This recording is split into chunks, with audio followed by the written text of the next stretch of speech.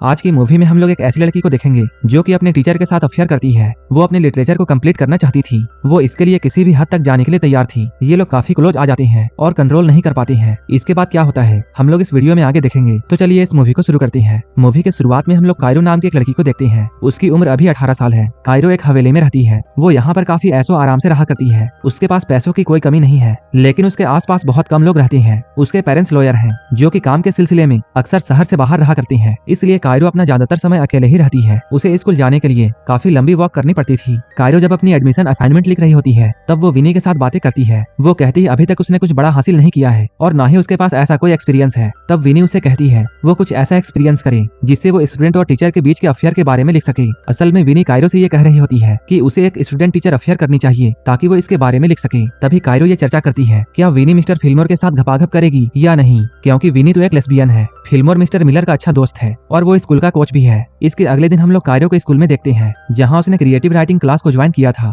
यहाँ पर कायरो पहली बार मिस्टर मिलर से मिलती है। मिस्टर मिलर काफी शांत स्वभाव के होते हैं और वो एक नॉर्मल इंसान थे, लेकिन कायरो ने इस क्लास को सिर्फ मिस्टर मिलर के लिए ज्वाइन किया था क्योंकि वो जानती है वो एक पब्लिश्ड ऑथर है और वो अपने आप को भी राइटर मानती है। कायरो यहाँ बताती है उसने इस कोर्स के लिए बहुत सारी बुक्स को पढ़ा है। मिस्टर मिलर को कायरो की बातें काफी अच्छी लगती है। यहाँ ये दोनों एक दूसरे से काफी बातें करते हैं। यहाँ मिस्टर मिलर को यह जानकर हैरानी होती है कायरो का घर लेवल हिल है जो कि जंगल के बीच में बना हुआ एक मैंसन है। मिस्टर मिलर ये कहते हैं वो ऐसा सोचते थे जैसे उस घर में सिर्फ भूत रहा करते हैं। ये लोग यहाँ पर बातें कर ही रहे थे तभी कायरो की बेस्ट फ्रेंड विनी यहाँ आती है। यहाँ आकर वो इन दोनों को ब्रेकफास्ट के लिए कहती है। जब कायरो और विनी ब्रेकफास्ट के लिए जाते हैं तब मिस्टर मिलर कायरो के डेस्क पर रखे हुए किताबों को देखता है। कायरो के बुक्स को देखकर मिस्टर मिलर उससे काफी इंप्रेस होते हैं। इन किताबों में से उसकी एक अपनी किताब भी होती है जो कि मिलर ने अपने टीचिंग करियर के लिए लिखी थी। मिलर को ये सब देखकर काफी अच्छा लगता है। कुछ देर के बाद मिस्टर मिलर अपने घर में आते हैं और वो यहाँ आकर अपने वाइफ के साथ इंटीमेट होते हैं। वो यहाँ अपने वाइफ के साथ न्यू स्टूडेंट्स के बारे में बातें करते हैं। मिस्टर मिलर की वाइफ एक एल्कोहलिक है और वो मिस्टर मिलर के काम से खुश नहीं है। मिस्टर मिलर जो कि हमेशा किताबों में घुसे हुए रहते हैं, ये चीजें उसकी वाइफ को पसंद नहीं है। इसलिए ये बात आसानी से समझा जा सकता है कि मिस्टर मिलर का झुकाव अपने स्टूडेंट्स की तरफ क्यों होता है।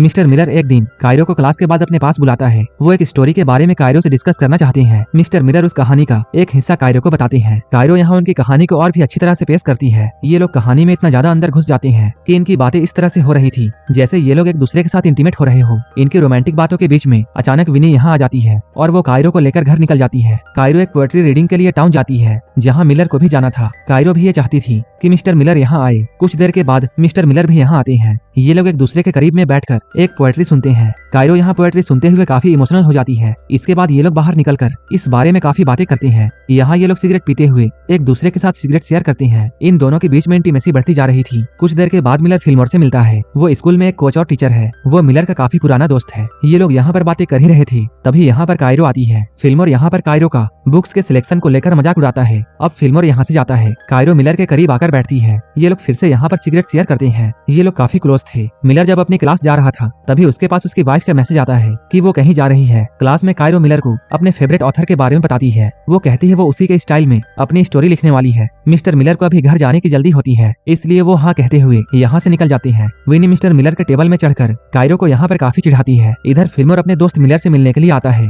फिल्मोर के यहाँ आने के बाद विनी उसके साथ भी काफी मजाक करती है। वो फिल्मोर का फोन लेकर अपने कपड़ों में डाल लेती है, लेकिन इधर कायरो अपना फोन नहीं ढूंढ पा रही थी। वहीं इधर हम लोग मिस्टर मिलर को देखते हैं जिनका प्लान अपनी वाइफ के साथ बाहर जाने का होता है, लेकिन उनका प्लान कैंसिल हो जाता है क्योंकि मिस्टर मिलर के वाइफ के पास काफी सारा काम था। मिस्टर मिलर जब अपने घर में बैठे हुए थे तभी उनके पास कायरो का कॉल आता है। यहाँ हम लोग ये जानते हैं कायरो ने अपना फोन मिस्टर मिलर के बैग में डाल दिया था ताकि वो मोबाइल लेने के बहाने उसे अपने घर बुला सके। इधर मिलर और उसकी वाइफ का प्लान पहले ही कैंसिल हो चुका था, इसलिए मिलर फोन देने के लिए कायरो के घर में जाने का डिसाइड करता है। जब वो कायरो के घर के बाहर पहुंचता है तभी बारिश शुरू हो जाती है। कायरो यहाँ बहुत पतले कपड़ों में बाहर आती है। दोनों यहाँ एक दूसरे को देखते हैं और एक दूसरे को किस कर लेते हैं। उसके बाद मिलर अपने घर वापस आ जाते हैं। कायरो उसे एक मेल भेजती है। यहाँ मिलर की वाइफ उसे कहती है मैं अपना काम अच्छे से नहीं कर पा रही हूँ क्योंकि तुम यहाँ पर हो। इसके बाद मिलर यहाँ से उठकर एक छोटे से कैबिन में जाता है। यहाँ मिलर कायरो की भेजी हुई स्टोरी को प्रिंट करके पढ़ता है। वो एक एडल्ट स्टोरी होती है जहाँ कायरो और मिलर की तरह एक स्टूडेंट और टीचर के बीच में अफेयर होता है। इस कहानी में उन दोनों के रिलेशनशिप के बारे में बातें की गई थी। इस कहानी को पढ़ते हुए मिस्टर मिलर को पिछली रात में जो भी कुछ हुआ था वो सारी बातें याद आती हैं। जहाँ वो दोनों काफी क्लोज थे। मिलर कायरो की स्टोरी को पढ़ते हुए काफी एक्साइटेड हो जाता है। इसके बाद वो अपने पैंट को उतार कर इस स्टोरी का मजा लेता है। लेकिन अगले दिन सब कुछ बदल जाता है। मिलर कायरो को कॉल नहीं करता है जैसा कि वो पहले किया करता था। जब कायरो स्कूल आती है तब वो मिलर से पूछती है, आपको स्टोरी कैसी लगी? मिलर कहता है, मुझे तुम्हारी स्टोरी बिल्कुल भी पसंद नहीं आई। इस स्टोरी में बहुत सारी गलतियां थी। कायरो जब कहती है ये स्टोरी हमारे बारे में था, तब मिलर ये साफ साफ कह देता है कि हमारे बीच ऐसा कुछ भी नहीं है, हम लोग बस स्टूडेंट और टीचर हैं। ये सुनकर कायरो का दिल टूट जाता है। मिलर ये कहता है, तुम्हें ये स्टोरी दोबारा लिखनी होगी, नहीं तो मैं तुम्हें मिड टर्म में फेल कर दूंगा। कायरो यहाँ मिलर से बहुत गुस्सा हो जाती है। वो कहती है, मेरी स्टोरी बिल्कुल परफेक्ट है। कायरो कहती है, तुम सिर्फ इसलिए घबराए हुए हो क्योंकि मैंने वो लिख दिया है जो कि तुम नहीं लिख पाए। कायरो उसे नीचा दिखाने के लिए उसे एक बहुत ही आम राइटर कहती है और वो कहती है, अगर तुम्हारे में हिम्मत है तो तुम मुझे अभी के अभी फेल कर दो। इसके बाद वो रोते हुए घर जाती है और वो विनी के साथ बैठकर पीने लगती है। वहीं दूसरी तरफ हम लोग मिस्टर मिलर को देखते हैं जो कि काफी टेंशन में होते हैं। ये देखकर उनकी वाइफ उससे पूछती है, क्या हुआ है? मिलर उसे कायरो की लिखी हुई कहानी के बारे में बताते हैं। इस कहानी को सुनकर उसकी वाइफ भी एक्साइटेड हो जाती है। ये लोग यहाँ जैसे ही कुछ करने वाले होते हैं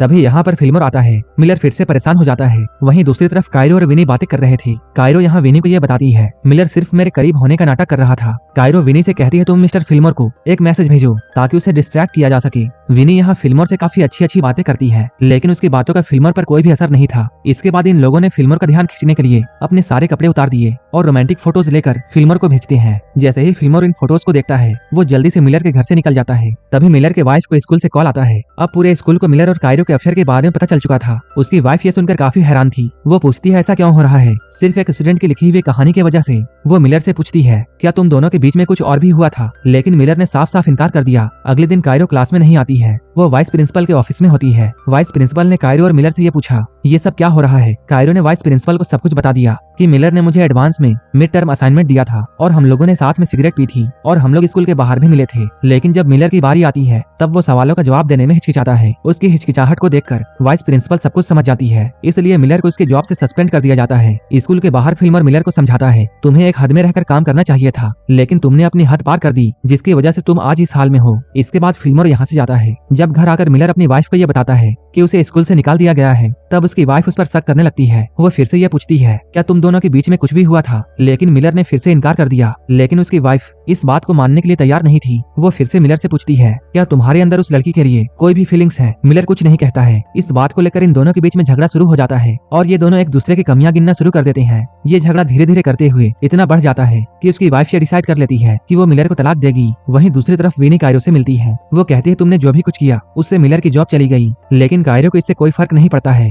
कायरो कहती है, मिलर ने मुझे कम समझा था और अब उसे पता चलेगा कि मैं कौन हूँ। कायरो ने मिलर के साथ ऐसा करके इसे अपनी सबसे बड़ी जीत समझी। कायरो कहती है, अब ना तो मिलर के पास कोई जॉब है और ना ही उसकी वाइफ है, क्या वो अब कुछ भी लिख सकेगा? इसी पॉइंट पर यह मूवी खत्म हो जाती है। असल में मिलर ने जब कायरो की कहानी को नापसंद किया था उसी वक्त कायरो ने मिलर से बदला लेने का ठान लिया था और वो अपने बदले को लेकर किसी भी हद तक जाने के लिए तैयार थी। उसने मिलर को जॉब से निकलवाकर और उसकी बीवी के साथ तलाक करवाकर मिलर से अपना बदला ले लिया था। कायरो के बदले के साथ ये मूवी यहीं पर खत्म हो जाती है। इसी तरह की मूवीज के लिए आप हमें टेलीग्राम और इंस्टाग्राम पर फॉलो कर सकते हैं, जिसका लिंक डिस्क्रिप्शन में दिया हुआ है। और मूवी अच्छी लगी हो तब एक लाइक जरूर कर देना और ऐसे ही वीडियोस के लिए मेरे चैनल को जरूर सब्सक्राइब कर लेना। तो मिलते हैं हमारे नेक्स्ट वीडियो में।